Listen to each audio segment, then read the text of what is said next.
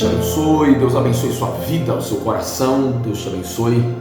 Nessa tarde linda, estamos aqui para o nosso 10º vídeo, onde nós estamos já no 12º dia de leitura, mas estamos no 10º vídeo. Você sabe que estou em débito aí com vocês, com 2 vídeos, vou tentar colocar pelo menos mais um amanhã, a mais 2 amanhã, a gente tentar colocar os vídeos também no dia a dia, né? A leitura está em cima, os livros estão aqui, a Bíblia está aqui, está tudo marcado, já fomos para o livro de Números, né? Glórias a Deus. Mas eu quero falar aqui ainda sobre o livro de Levítico, porque nesse 10º dia nós vamos falar de Levítico 12 até o verso 21. Queridos, eu confesso como eu estou aprendendo nessa leitura, mesmo que rápida, sistemática, como eu estou aprendendo sobre Jesus, sobre a bondade de Deus, sobre a graça de Deus, sobre o sacrifício de Cristo na cruz do Calvário. O Levítico me ensinou, está me ensinando demais, né? Me ensinou muito sobre as leis, sobre a fundamentação que o Senhor estabeleceu para que aquele povo pudesse servi-lo, tanto de forma de culto, como de forma civil, como de forma moral, de ver Deus zelando por um povo. E quando nós lemos a palavra, às vezes quando nós lemos ali os livros de Mateus, Marcos, Lucas e João, que fala sobre Jesus, e tem alguns atos ali que a gente não consegue entender a dimensão, só se você realmente conhecer o livro de Levítico. Por exemplo, quando Jesus toca naquele leproso para curá-lo, vou falar um pouquinho na frente sobre ele, mas Jesus quebrou muito tabu, gente. Jesus não quebrou nenhuma lei, mas Jesus quebrou muito tabu daquela época, mas muito tabu. Quando aquela mulher de 12 anos, né, de fluxo de sangue, toca em Jesus, gente, meu Salvador, Jesus quebrou muito tabu. E o que eu falo é que o livro de Levítico me fez apaixonar muito mais ainda. O livro de Levítico me fez apaixonar muito mais ainda por Jesus, muito mais ainda pelo sacrifício, pelo amor, pela graça do Senhor. Eu fiquei fascinado. Mas vamos lá, tá bom? Capítulo 12, deixa eu voltar aqui na minha Bíblia, estamos em Números aqui, vamos voltar aqui, capítulo 12. Capítulo 12 é falar sobre a purificação do parto, quanto tempo que a mulher, após ter criança, ficaria em purificação. Então a forma também de Deus estar resguardando a saúde da mulher. Gente, Deus é perfeito. Vai falar também sobre o tempo que a mulher, né, deveria estar sendo guardada ali no seu tempo de menstruação, né, de purificação por causa do sangue menstrual. Capítulo 12. Capítulo 13, capítulo 14 fala sobre a lepra. E aqui que eu fico fascinado, não é? Como que era tratada a lepra, ou seja, tirava o cara por 7 dias ali do convívio social, o sacerdote de longe avaliava, até que o sacerdote ia dizer de 7 em 7 dias se aquele cara estaria ou não puro e apto para voltar para o meio da sociedade. Então, quando Jesus, quando aquele homem sai correndo, lá em Mateus, ele toca em Jesus, e o texto diz que Jesus o cura, eu fico fascinado. Jesus dizendo assim: olha, eu não sou um sacerdote que olha de longe, né? Eu sou o Pai encarnado, eu sou o Verbo que se fez carne, né? Eu sou o Pai, e o Pai não observa filho de longe. Vem cá que eu vou te curar. E o que me chama a atenção é que a lepra daquele homem não contamina Jesus, mas a saúde de Jesus, ele cura a vida daquele homem. Então quer dizer para você que por mais que você tenha problema, lutas e dificuldades, seus problemas, suas lutas, suas dificuldades não vão mudar quem Jesus é, mas Jesus pode mudar a sua realidade, porque Ele é todo poderoso. Capítulo 15, tá bom? Vai falar sobre a impureza do homem e da mulher. Meu Deus, como que a lei humilha a gente, como que a lei mostra que nós não somos nada. Capítulo 15 mostra assim o quanto que nós não teríamos uma forma alguma de cumprir tudo que Deus mandou cumprir para que a gente pudesse ter vida com Ele. Capítulo 15 escancara assim a nossa fragilidade, escancara a nossa podridão, escancara a nossa imperfeição, e mais uma vez ela me arremete a pensar em Cristo e a bondade, né, com que Cristo fez. Ou seja, seria impossível vivermos uma vida com Deus se Cristo tivesse morrido por nós. Capítulo 16, Deus dá ordem ao sumo sacerdote para o dia da expiação. Deus fala ali da maneira correta, a purificação.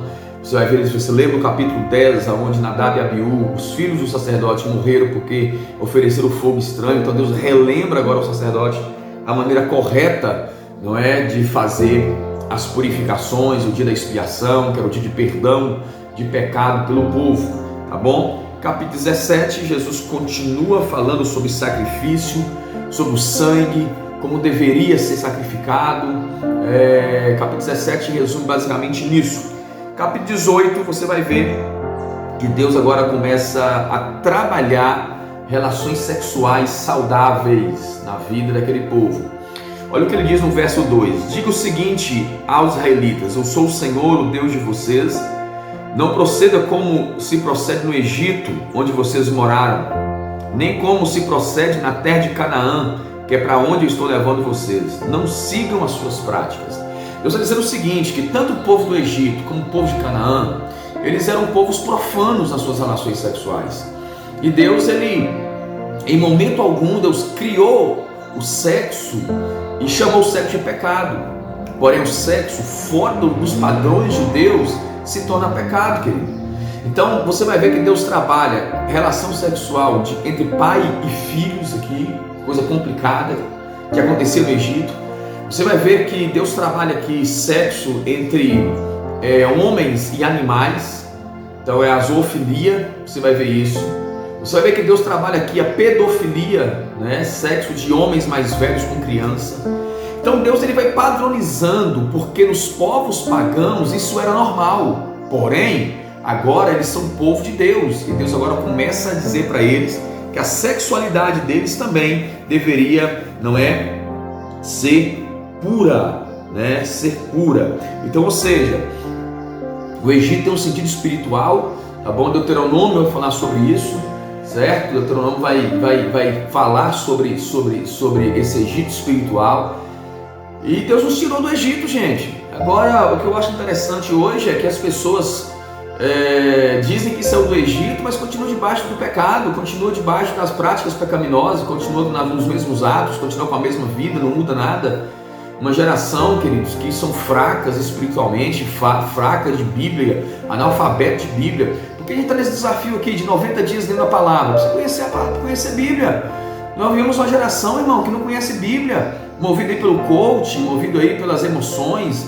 O evangelho virou entretenimento. Rapaz, Spurgeon dizia o seguinte, que haveria um tempo que os pastores não alimentariam mais ovelhas, mas agora seriam lobos entretendo os bodes. Olha que palavra forte, Spurgeon. Olha que frase forte.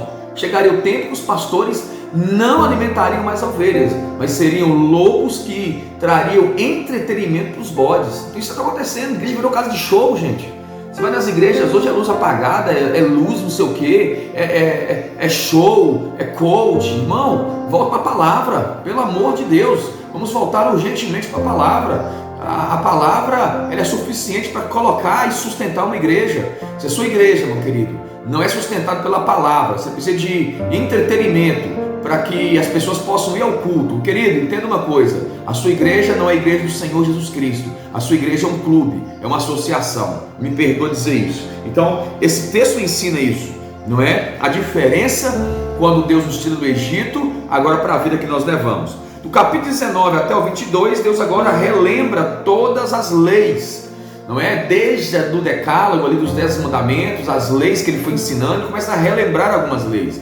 Isso mexeu com o meu coração. Por quê? Porque talvez você não precisa aprender algo novo, você precisa voltar a praticar coisas que você sabe e não pratica mais, coisas que Deus já te ensinou e você esqueceu.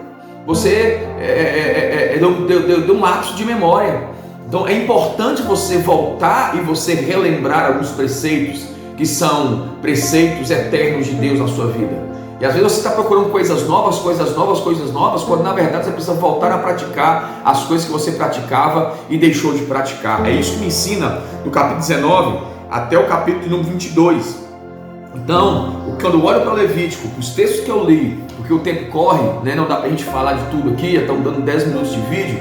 Eu vejo um Deus que estabelece aquelas leis, sabendo que o homem não poderia cumprir todas aquelas leis, era impossível para nós. Como disse, a lei ela nos espanca, a lei nos esbofeteia, mas a lei apontava para uma pessoa, não é? Para Cristo. Cristo é o perfeito de Deus, o sacrifício perfeito, o Cordeiro de Deus que tira o pecado do mundo. E o Cordeiro não poderia ter defeito. Então Cristo, ele não quebra nenhuma lei, ele não revoga a lei, ele cumpre todas as leis que eu e você não poderia cumprir. Então Jesus cumpriu, e hoje, pela graça de Deus e pela fé, não pela lei do Sinai, mas pela fé e pela lei agora instituída no Calvário, que é a lei da graça, nós temos agora livre acesso para ter um relacionamento saudável com Deus.